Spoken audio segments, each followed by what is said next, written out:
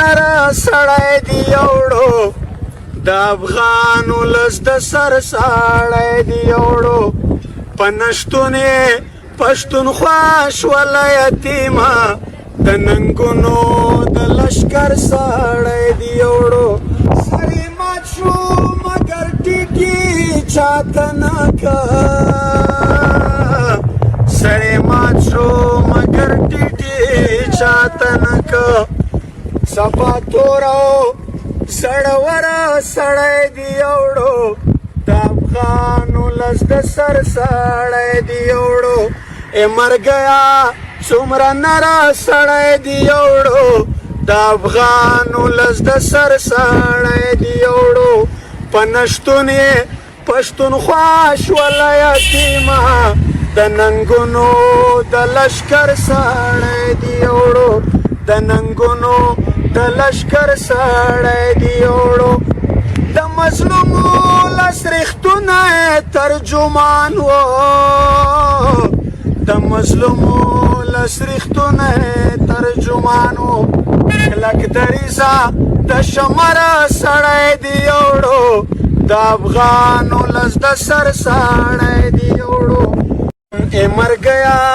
څومره نره سړی دی یوړو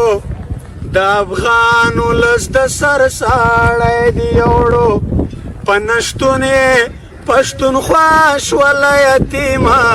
د ننګونو د لشکر ساړی دی یوړو سر یې مات شو مګر ټیټي چاته نه که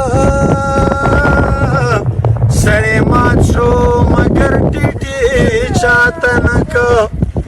صفا توره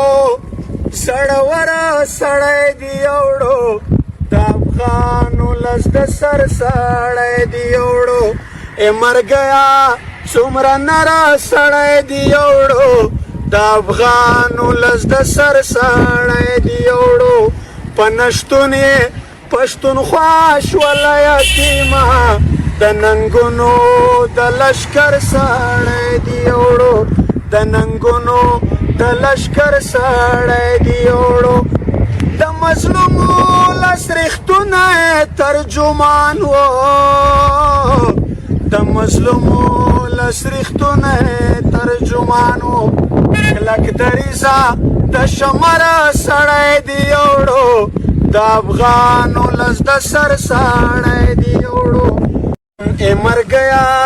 څومره نره سړی دی یوړو د افغان ولس د سر ساړی دی یوړو په نشتون یې پښتونخوا شوله یتیمه د ننګونو د لشکر ساړی دی یوړو سر یې مات شو مګر ټیټي چاته نه که سر یې مات شو مګر ټیټي چاته نه که صفا توره سړوره سړی دی یوړو د افغان ولس د سر ساړی دی یوړو ای مرګیا څومره نره سړی دی یوړو د افغان ولس د سر ساړی دی یوړو په نشتون یې پښتونخوا شوله یتیمه د ننګونو د لشکر ساړی دی یوړو د ننګونو د لشکر ساړی دی یوړو